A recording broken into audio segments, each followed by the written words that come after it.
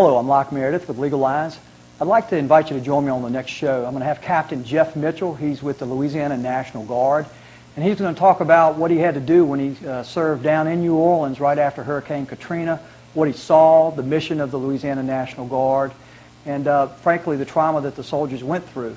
He's also going to talk to us about serving a year in the military in Afghanistan. So join us on the next Legal Lines with Captain Jeff Mitchell.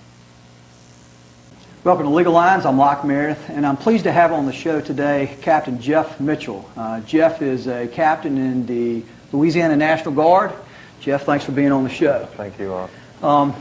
Wanted you on the show because you've really kind of been on the ground for Katrina, and you've been in Afghanistan. Correct. And want basically wear three hats. The hat that you wore in the military in Katrina and in Afghanistan, and then just kind of your perspective. As I understand it, you've been in the military how long? 8 years. 8 years. And been a preacher at Chaplain on the campus 18 years? Correct. Okay. When did you get called up on Katrina, the hurricane? I got the call the day after the actual hurricane. And how did that go down? I don't think folks, the reason I'm asking these questions, I don't think folks understand really what the Louisiana National Guard does. Go ahead and explain the process of getting called up in Katrina. Well, I got a call and said, hey, you need to report to the unit within 2 or 3 hours. So I headed to Camp Beauregard in Alexandria, and we staged there. And then the next day we were headed to New Orleans. And this is only 3 months after you returned from Afghanistan, where you had been for a year. That's correct. So you serve in Afghanistan for a year, you come home, and 3 months later, you're boogieing to go get shipped out again. That's correct. What happened next? Well, we got down there, and I'm with the construction engineering battalion, so we pretty much got a plan right off the bat to begin, missions to go through those parishes and clean out the roads and the roadways, and so we pretty much hit the ground running. Literally at ground zero again. Correct. And as I understand it, convoys of thousands of you guys shipped down to New Orleans. Correct. Tell the folks what you saw.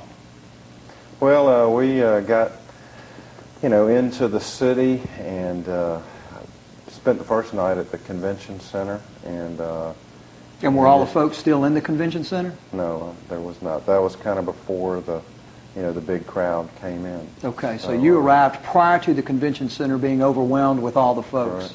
Correct. Okay. And the Superdome also. Okay. And then what were your missions? Well, we, again, with the engineering mission, it was to really, we were given to clear roads, and, some other battalions were doing security, down at the Dome and other things, but that was our focus. So we were getting equipment ready and getting personnel ready and, working with the city officials, finding out the routes and the places that we could get in that there wasn't water. So, so you personally observed all the flooding and the damage to the buildings? Quite a bit. Being a chaplain, I have the privilege to travel around and see soldiers, so yes, I did. As I understand it, you guys weren't clearing just the roads in New Orleans. It was in 5 different parishes. Is that right? Correct. And I guess y'all used monster equipment to accomplish the tasks? Correct. Yeah. How many hours a day were y'all working? We were from, getting up for formation, getting ready, and then coming home. It was probably 14-hour days. So. And where did y'all stay? We stayed in the Alarium Center, which is the Hornets practice facility. There's about 1,100 soldiers there. And where did y'all? How did you sleep? In chairs or? No, we, the Army takes care of us. So we got the basic cots and, just spreading out and kind of getting your little private space. But we're used to that. We train that way. And I guess no air conditioning or electricity there either, huh? Well, we didn't have air conditioning for about 10 days, but we got some generators rolling and had some air blowing, and then the city, was gracious after about 10 days to get a generator to power that center. So about after 10 days, we got some air conditioning there. But I'll tell you, when you spend 2 weeks at Fort Polk outside. You know, the trains. Wasn't that bad? No, it wasn't. It wasn't. Thank you. But the bottom line is, y'all were under almost similar conditions as the folks that were stranded in the various centers. I would say, well, you know, every situation's different, but as far as you know, we had what we needed, and a lot of people didn't have food and water, so we ran some missions also to as expediently as we could, you know, to meet those basic needs that people had. So. And you said that the primary mission was the clearing of the roadways, but there were other missions, and one of those included, as I understand it, distributing thousands of truckloads of food and provisions. We did. Describe that. Well, we set up a center right there by the Alario Center, and literally, you know, it was put out, you know, in ways it could be put out. We were there. We were providing MREs, food, which is there, and then water and ice, and serviced about 20 to 25,000 cars a day. Cars? Yeah, that came through. So folks who were able to get around on the roadways and had gas that were still in the town were coming to get supplies from you guys in cars. 2,500, you know, cars a day, and that was a great mission in itself. Just seeing people coming through that were just really blessing us, and you didn't see much complaining. If anything, there was just, hey, we're so grateful that you're providing this for us. Jeff, do you know of any reason why the folks didn't leave the city? Were they prevented? Well, no, I don't know the answers, you know, to those questions. I think again, you know, there's a lot of lessons to be learned probably from this, and there is every event, and so you know, I'm sure as we as the Army do what's called an AAR, which is an after action review on everything. I'm sure the government officials are doing that, and it's not. It's been a while since we've had, you know, a hurricane like this, and then we had 2 back-to-back. And a levee break. Right. So there was a lot of things that we learned, and you know, we're gonna do better. And, as I understand it, some of your time was spent at the Superdome after the evacuees. That's where they were stationed for a good number of days. Is that right? Correct. Tell the folks about what you saw about the people, because as I understand from our discussion, they weren't unruly or unappreciative. You know, there's been a lot of reports of some horrible things that took place, and I'm curious what your observations were. Well, you know, a lot of my ministry was to the soldiers, and you know, these soldiers and some of the young ones that, you know, across the board as far as age-wise were, you know, again, put in situations where people are under a lot of stress, where either the life's been threatened as far as the storm, or they don't have food and water. So, you know, the soldiers were dealing with situations of how to deal with that kind of stress, and so you know, a lot of my ministries to the soldiers, helping them deal with how they reacted to those situations. I'd like to talk a little bit further about a few of the details of what those folks talked to you about and what they had to deal with on the next segment. This is Locke Meredith with Legal Lines and Captain Jeff Mitchell. We'll be right back. Welcome back to Legal Lines. I'm Locke Meredith. Have on the show today Captain Jeff Mitchell.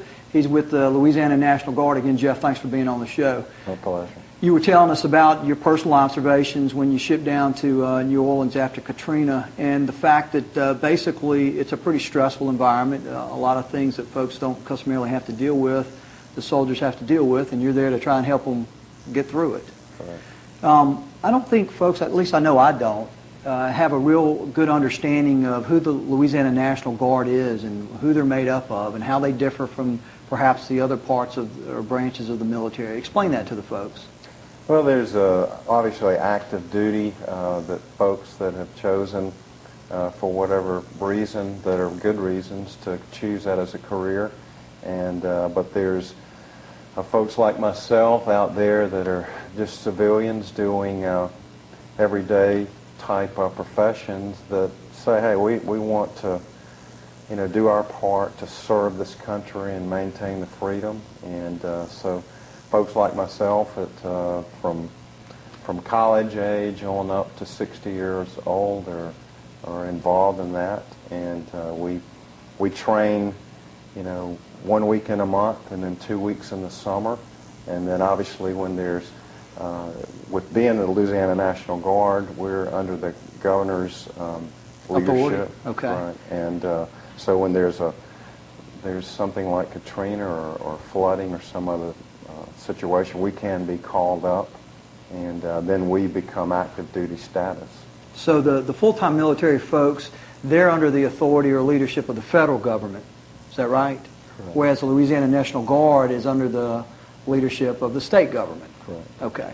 And then when you're called up, you become, in essence, an active duty military person. Correct. Okay. And we're under the authority of the Commander-in-Chief of the United States. I imagine it's pretty stressful on the family when you're really, this isn't your full-time profession, that something like this has happened.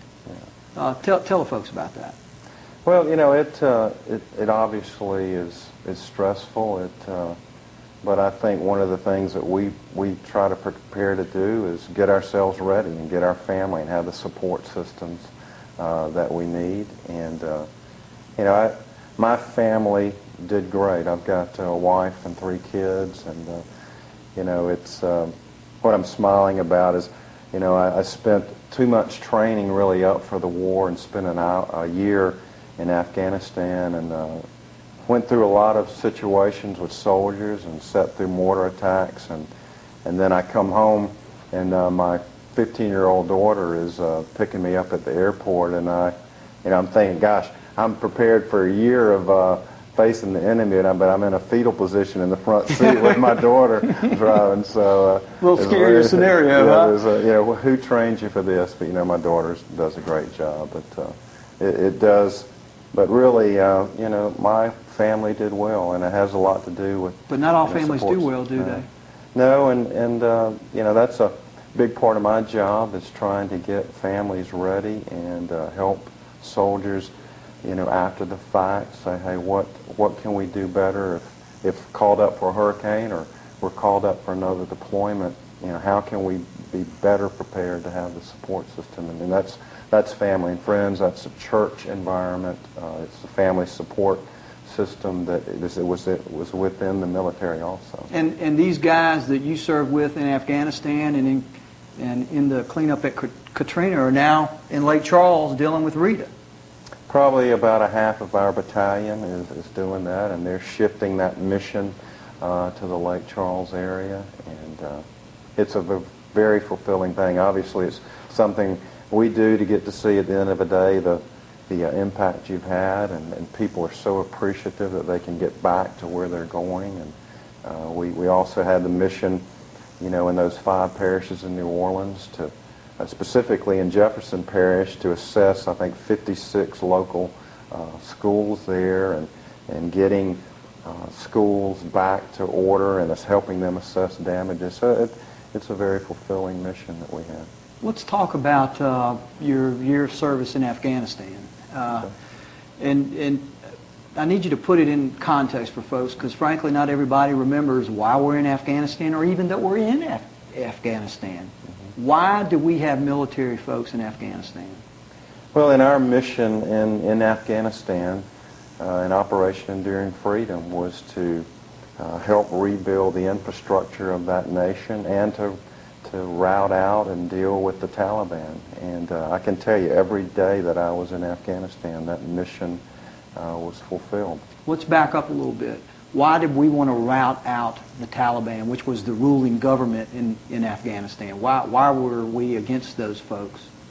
Well, there's, obviously 9/11, what has happened there. And, I think even the attack of a terrorist pre-9/11, but it was definitely the one that was in our face and on our soil. And, it was interesting. We had a unit from Horseheads, New York, where most people don't know that, where they were at ground zero day 4, and those ladies and gentlemen were with us in Afghanistan, and they were motivated. They knew why we were there, and it was just a reminder. And I've heard in any business, any organization that's going to do well, I mean, if you don't review your vision every 30 days, you lose it.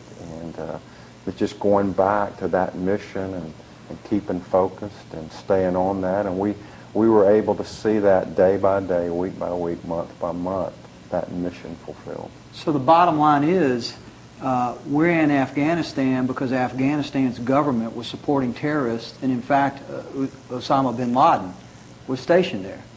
Well, he was stationed there, and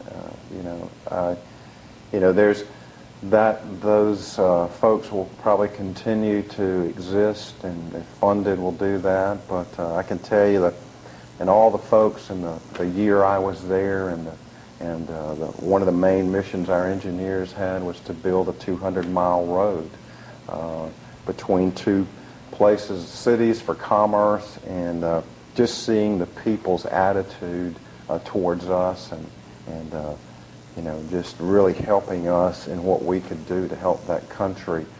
They were very supportive, and don't want, the average person in Afghanistan doesn't want the Taliban there. So to summarize the mission, it was to get rid of the government that was supporting terrorism, and specifically the terrorists who bombed our trade centers with the planes, in essence, and then to rebuild the country in a way that a democratic government would be supportive of the people. To build an infrastructure where, those people can have the freedoms that they had. And, one of the great things, Locke, is the engineers were involved with rebuilding and helping with health care. We were involved with orphanages. We were involved in digging wells. We were involved in building roads. Involved in helping hospitals get the care that they need. So that was a great fulfilling process of our mission, was just building the infrastructure of that nation. All right, I'd like to continue that discussion about Afghanistan on the next segment. This is Locke Meredith, Legal Lines, and Jeff Mitchell. We'll be right back. Welcome back to Legal Lines. I'm Locke Meredith. Again, pleased to have on the show Captain Jeff Mitchell. He's with the Louisiana National Guard. Again, Jeff, thanks for being on the show.